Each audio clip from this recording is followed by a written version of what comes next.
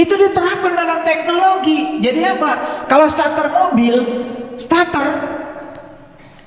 itu kan sebetulnya berat sekali kalau mengandalkan dinamo, karena pakai roda gila, dibantu roda gila, sehingga proses kompresi dan ekspansi di dalam mesin mobil menjadi mudah dan ringan. Itu teknologi. Gaul dikit.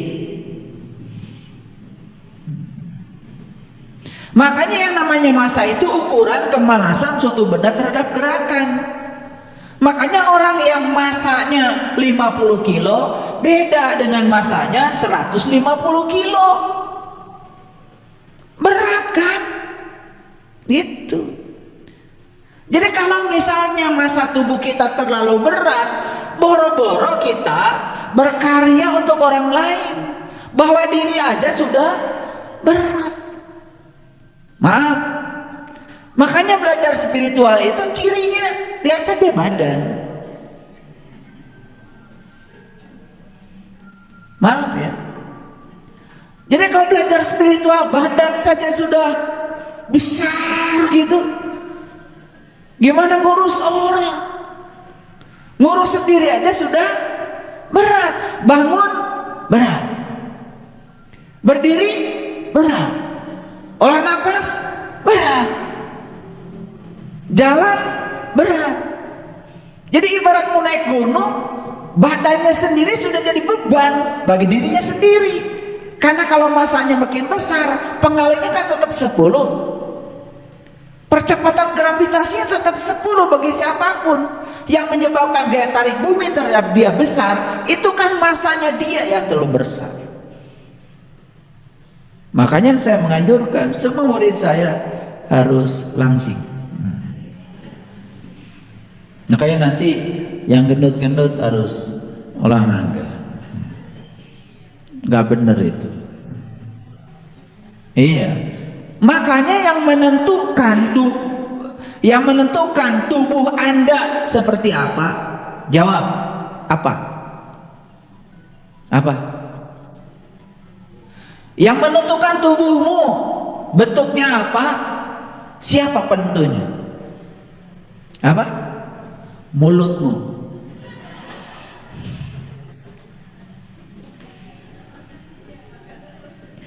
Mulutlah pembentuk tubuh kita. Jadi mulutlah yang paling bertanggung jawab bentuk tubuhmu seperti apa. Jadi itu maka mulut juga yang paling bertanggung jawab terhadap spiritualmu.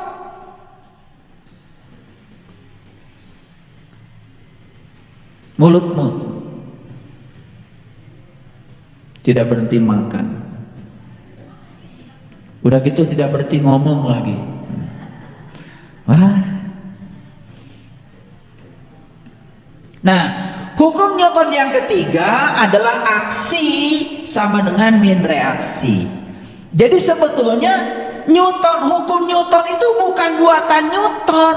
Hukum Newton itu hukum alam. Hukum alam disebutnya sunatullah. Sunatullah adalah hukum Allah. Jadi semua hukum-hukum fisika adalah hukum Allah. Jadi kalau saya di kelas tidak pernah mengatakan ini hukum Archimedes, punyanya enggak pernah. Ini hukum Allah. Setiap benda kalau dicelupkan ke dalam air, maka dia akan mendapatkan gaya apung ke atas dari air. Itu sudah diciptakan oleh Allah. Kebetulan yang menemukan pertama kali adalah Archimedes, disebut hukum Archimedes. Itu hukum Allah. Kalau pesawat itu kemudian bisa terbang, karena apa? Karena perbedaan tekanan. Orang pertama yang menyelidiki perbedaan tekanan karena kecepatan pesawat itu namanya Bernoulli. Disebutnya hukum Bernoulli, padahal itu hukum alam. Allah sudah menciptakan alam sedemikian hebatnya. Dan siapa yang bisa menggunakan hukum alam dan beradaptasi dengan alam, maka dia akan mendapatkan keuntungan dari alam. Pernah nggak kalian ketika naik pesawat berpikir, kenapa ya pesawat bisa ngapung? Pernah? Ya nggak pernah. Baru-baru mikirin itu. Yang dipikirin tuh selalu cicilan. Rasa takut, masa lalu, nggak ada kesempatan mikir itu. Sehingga tidak pernah apresiatif terhadap orang-orang yang menciptakan teknologi. Betul nggak? Iya. Ditanya aja tempo hari sama saya, kenapa kalian bisa lihat video di HP kalian yang dikirim oleh orang lain? Nggak pernah mikir, taunya lihat video aja. Cuma itu aja. Bagaimana riset sampai menemukan video bisa dikirim? Nggak pernah mau tahu. Makanya kita tidak pernah apresiatif pada orang lain. Syukur itu saya menghargai karya orang. Karena otak kita sudah dilatih melihat orang tuh keburukannya, kejelekannya, bahkan tidak pernah bisa fokus saja sedikit pada kebaikannya. Jadi saya kasih tahu, pikiran itu tidak pernah bisa paralel. Begitu kita fokus pada keburukan orang, semua kebaikannya tidak kelihatan. Tapi begitu kita fokus pada kebaikan orang, semua keburukannya yang tidak kelihatan. Itu pilihan ada pada diri kita, mau fokus kemana.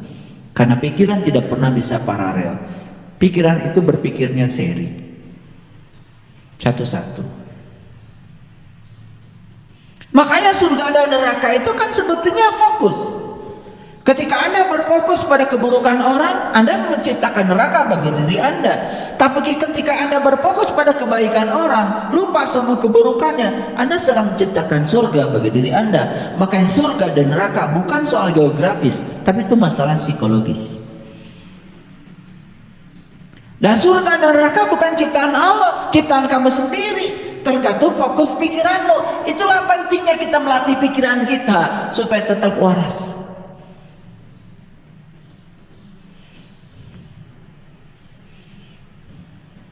Paham sampai di sini? Oke. Nah, bagaimana mekanisme kerja dari karma? Yang pertama, karma itu adalah aturan universal yang agung.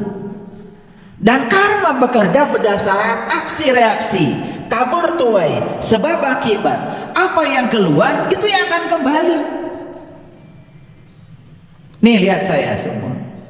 Saya sedang bicara kan? Terdengar suara saya. Kenapa terdengar?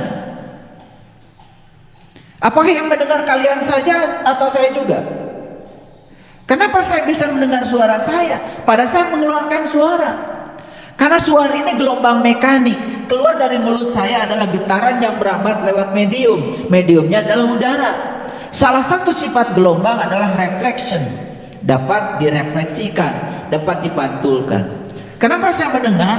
Pertama, saya mendengar karena telinga saya paling dekat dengan mulut saya. Yang kedua, saya juga mendengar pantulan dari suara saya sendiri. Setiap kita mengeluarkan gelombang, gelombang akan selalu dipantulkan.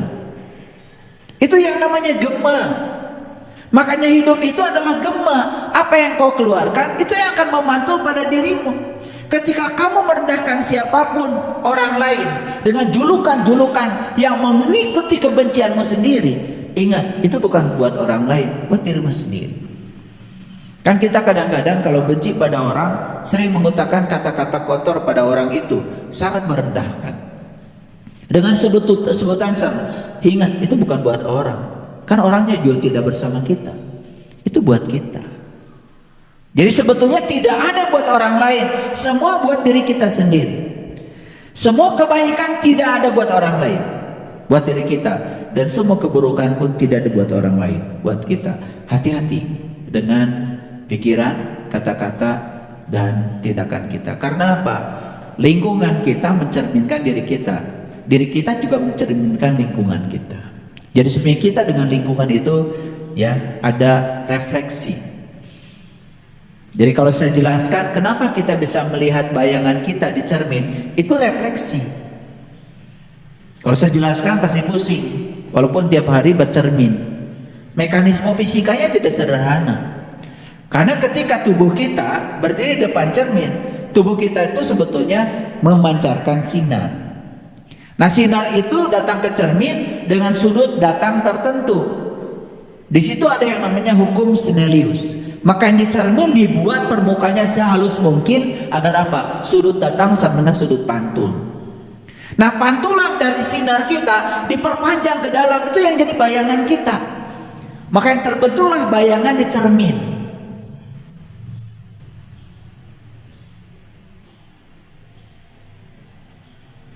Saking sering bercermin sampai tidak pernah bertanya, mengapa ya saya bisa bercermin? Dan mengapa bayangan saya ada di dalam cermin? Dan mengapa jarak dari saya ke cermin sama dengan dari cermin ke bayangan saya? Pernah nanya? Nggak pernah. Terlalu mewah bagi kalian itu bertanya. Pokoknya kalau udah bercermin,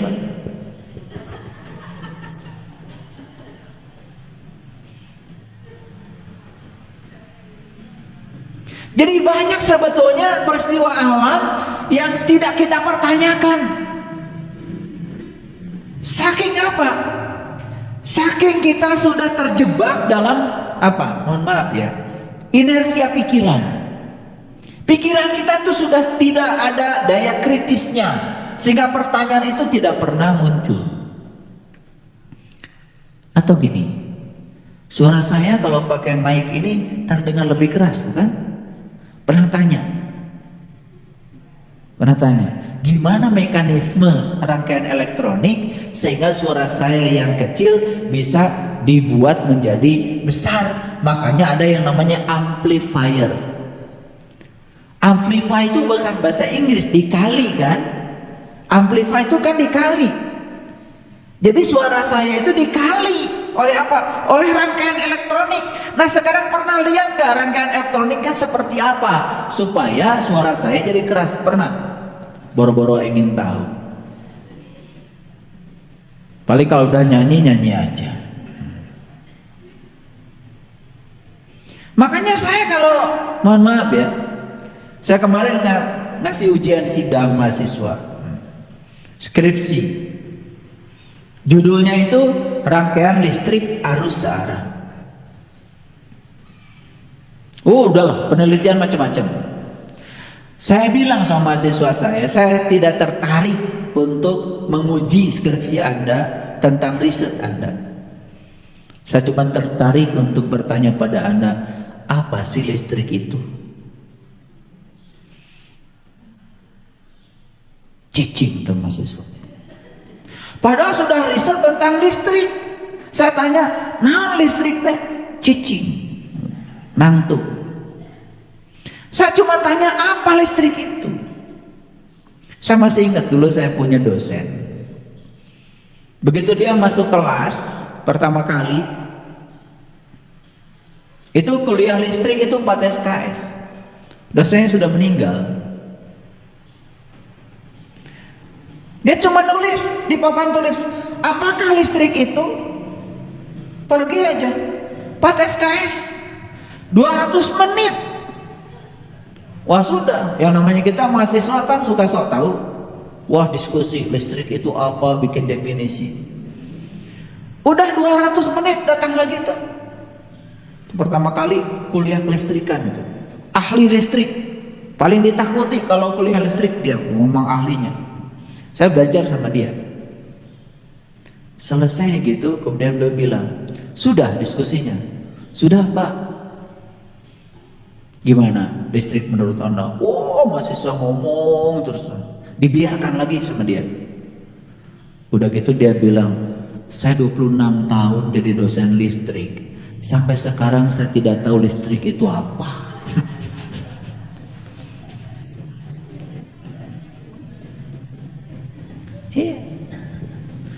Ada guru besar saya itu, beliau itu guru besar paling hebat lah. Beliau ngajar kuantum mekanik gitu. Waktu itu beliau cerita di kelas. Beliau itu berkesempatan untuk makan pagi dengan pemenang hadiah Nobel yang menemukan elektron. Dan itu kehormatan yang luar biasa. Jadi bisa makan pagi dengan orang yang memenangkan hadiah Nobel bidang elektron. Dan kemudian dia tanya, Anda itu hebat karena Anda sudah dapat hadiah Nobel pemenang menemukan elektron. Apa jawaban dia? Itu yang saya bingung katanya. Sampai sekarang saya tidak tahu elektron itu apa. Pemenang hadiah Nobel bidang elektron dikagumi oleh orang seluruh dunia sampai memenangkan hadiah Nobel. Ditanya, dia tuh nggak ngerti elektron itu. Makanya puncaknya ilmu itu sebetulnya nggak tahu apa-apa.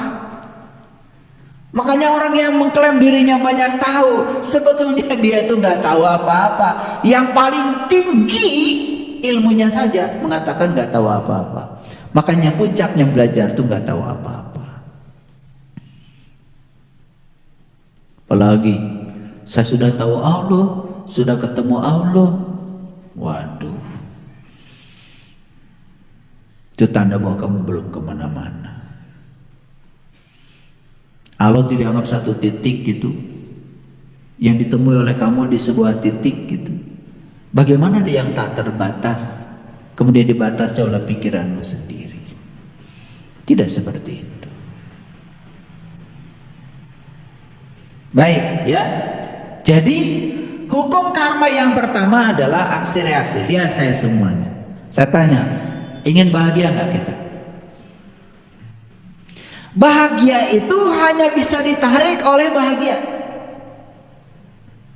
Dan bahagia tidak mungkin ditarik oleh sedih. Jadi kalau ingin bahagia, bahagialah sekarang.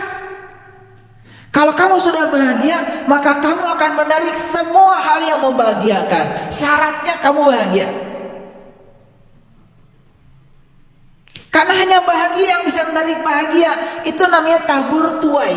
Itu sejenis aksi sama dengan min reaksi.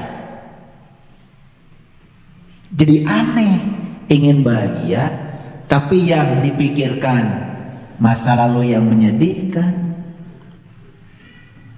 yang dibicarakan hal yang tidak menyenangkan, yang dikeluhkan adalah hal yang tidak mau kejadian. Aneh kan? Ini karena tidak mengerti mekanisme tabur tuai. Itu yang disebut dengan like attracts like. Yang serupa menarik yang serupa. Ada yang punya utang di sini? Sebenarnya saya malas nanya karena nggak ditanya juga pasti pada punya utang. Cuman ini supaya kelihatan tanya jawab aja, makanya saya tanya. Saya tahu sebetulnya nggak usah acungkan tangan, pada punya utang. Terutama utang pada Allah. Itu yang tidak boleh dibawa mati. Kalau utang ke BRI, ke BCA nggak apa-apa. Nanti juga yang dikejar yang hidup. Ada rumah sisa ntar juga disita, nggak apa-apa, nggak apa-apa. Tapi utang kepada Allah nggak bisa diwakilkan, harus dibayar oleh kamu. Tapi saya mau berbicara utang yang biasa, utang uang misalkan. Ada nggak sekarang kata utang di otak kita? Ada. Selama kata utang ada di otakmu, selama itu yang akan datang adalah utang baru. Karena utang menarik utang. Banyak yang tidak percaya sama saya, dianggap main-main omongan saya ini. Padahal pikiran ini energi. Kalau energi itu getaran, kalau getaran frekuensi. Makanya setiap energi akan bisa menarik energi baru. Karena itu hukum tarik menarik. Ini sains, bukan ilmu nujum.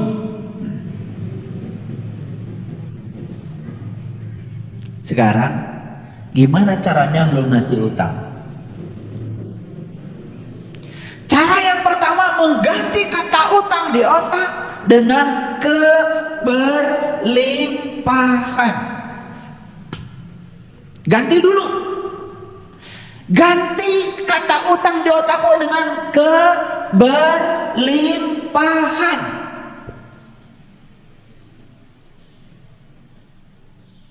Keberlimpahan akan menarik keberlimpahan. Kalau berlimpah utang lunas, tabungan nambah. Ini hukum tarik menarik. Makanya yang suka ngomong hidup adalah susah dan penuh perjuangan. Kalau di otakmu itu yang ada, maka susah akan menarik susah, perjuangan akan menarik perjuangan. Jadi hidupnya itu selalu saja susah dan penuh perjuangan. Ingin teh manis saja susah dan penuh perjuangan tuh. Makanya mengubah nasib adalah mengubah pikiran. Makanya syarat pertamanya apa? Ganti kata susah dengan mudah. Pernah perjuangan ganti dengan menyenangkan. Coba ganti di otakmu dengan hidup itu mudah dan menyenangkan. Percaya sama saya, kalau sudah diganti kata di otaknya, like attracts like. Itu namanya tabur tuai. Ini mekanisme semesta itu seperti itu. Cuman kita nggak ngerti, mengubah nasib malah kerja keras. Saya lihat itu ada di WA grup kita itu, pejuang subuh. Ya Allah, siapa tuh orangnya? Pengen kenal saya tuh. Pejuang subuh, berarti dia subuhannya harus berjuang. Artinya bangun saja penuh perjuangan kan repot, betul nggak? Hati-hati dengan kata-katamu. Like attracts like. Paham? Yang kedua, mekanisme karma bekerja itu adalah menurut aturan penciptaan. Siapa sang Maha Pencipta? Pikiran kita. Oleh karena itu maka kita harus ikut berpartisipasi dalam mengkreasi proses penciptaan yang baik. Itu yang disebut dengan mengubah nasib. Aturan karma yang ketiga adalah kerendahan hati. Karena apa? Perhatikan saya. Sepanjang kita menolak yang tidak kita inginkan, maka yang tidak diinginkan akan datang berulang-ulang sampai kita bisa menerimanya. Itu. Aturan yang keempat, karma ini ada sebagai proses edukasi untuk bimbingan agar kita bertumbuh. Bertumbuh berarti berubah. Siapa yang tumbuh? Yang tumbuh itu jiwa. Tumbuh apa? Yang tumbuh kedewasaannya. Oleh karena itu maka pertumbuhan tubuh tidak dikategorikan sebagai sebuah pertumbuhan. Karena pertumbuhan itu sebenarnya adalah pertumbuhan jiwa. Karena tubuh itu nanti juga pada akhirnya akan selesai, diganti tubuh yang baru. Tapi jiwa harus terus bertumbuh. Jadi biar kita hidup di tubuh mana, di tahun mana, di ruang waktu yang mana, sepanjang kita diberi tubuh, sepanjang itu pula jiwa kita akan bertumbuh. Kalau mau belajar. Karena banyak yang hidupnya sudah berulang kali di semesta ini tidak tumbuh kedewasaannya karena tidak mau belajar. Selanjutnya hukum karma itu punya aturan tanggung jawab. Apa artinya? Kita dididik oleh semesta untuk bertanggung jawab. Oleh karena itu sadari, kita tidak menanggung karma orang lain. Kita hanya menanggung karma kita sendiri. Oleh karena itu gak perlu usil, gak perlu komentar kepada apa yang dilakukan orang lain. Karena Anda tidak menanggung karma orang lain. Pakewuh yang kita lakukan selama ini, ya, mengomentari orang, menghakimi orang, karena kita tidak mengerti. Anda tidak pernah menanggung karma yang dilakukan oleh orang lain. Kenapa? Karma itu tidak perlu pakai Google Map untuk tahu alamat pembuatnya. Jadi tenang aja. Selanjutnya adalah fokus. Karena Karena pikiran itu tidak bisa paralel, maka alangkah baiknya kalau kita selalu fokus kepada hal baik, supaya yang datang adalah hal baik. Karena begitu kita fokus pada hal buruk, apa yang terjadi? Pikiran menciptakan perasaan, perasaan menciptakan realita, realita yang buruk menciptakan pikiran buruk, menciptakan perasaan lebih buruk lagi, menciptakan realita yang lebih buruk, dan itu akan terperosok kita dalam lingkaran keburukan yang semakin dalam. Nah, kalau sudah paham itu, maka kita akan mulai bisa mengurangi sedikit penderitaan dalam kehidupan, karena mekanismenya sudah kita pahami. Oleh karena itu, yang pertama, pesan saya, perhatikan, kenyamanan adalah penjara untuk kebebasan dan musuh bagi pertumbuhan. Jadi orang yang senang dengan kenyamanan berarti sebetulnya dia sedang memenjarakan dirinya untuk tidak mengalami pertumbuhan, karena kenyamanan adalah musuh bagi pertumbuhan. Jadi oleh karena itu, kalau ingin tumbuh berarti kita harus keluar dari zona nyaman. Hati-hati keluar dari zona nyaman. Karena apa? Banyak yang tidak siap. Kenapa tidak siap? Tahu jawabannya? Kalian sudah terbiasa untuk nyaman ketika mendapatkan yang diinginkan, dan langsung sesaat tidak nyaman ketika mendapatkan yang tidak diinginkan. Padahal pertumbuhan hanya akan terjadi saat kita mendapatkan yang tidak diinginkan. Ulangi. Pertumbuhan jiwa hanya akan terjadi justru saat kita mendapatkan yang tidak diinginkan. Jadi orang yang selalu siap menerima yang diinginkan saja berarti dia siap mati, karena jiwanya tidak akan tumbuh.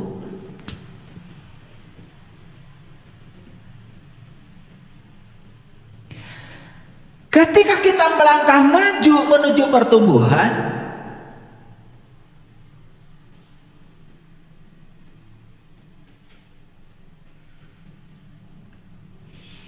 pilihannya cuma itu saja, daripada kita melangkah mundur ke tempat yang aman.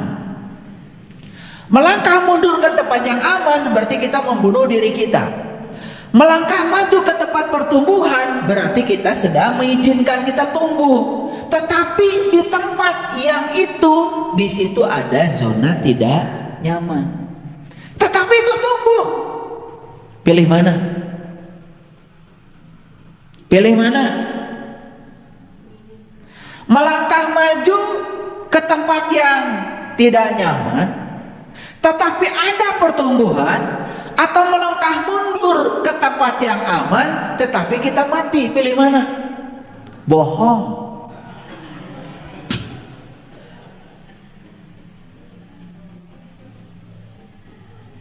Bohong.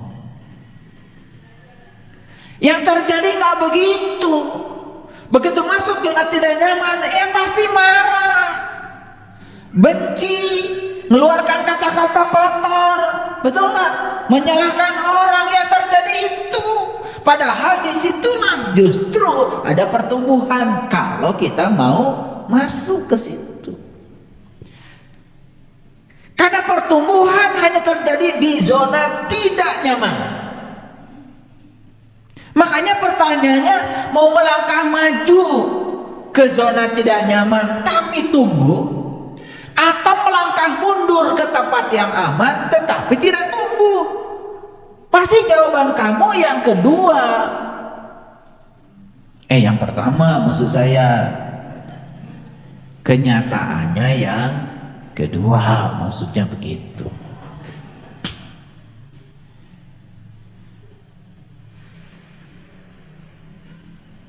Jadi sebetulnya gejolak-gejolak kehidupan itu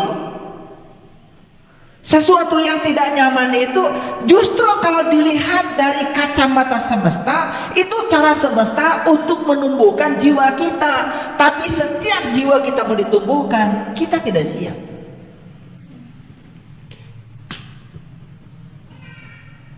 Maaf ya, saya mau cerita sedikit. Saya tidak akan mengalami hari ini kalau saya tidak hidup kemarin.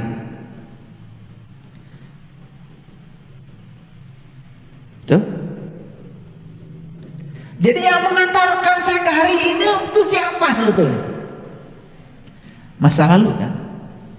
Pertanyaan saya.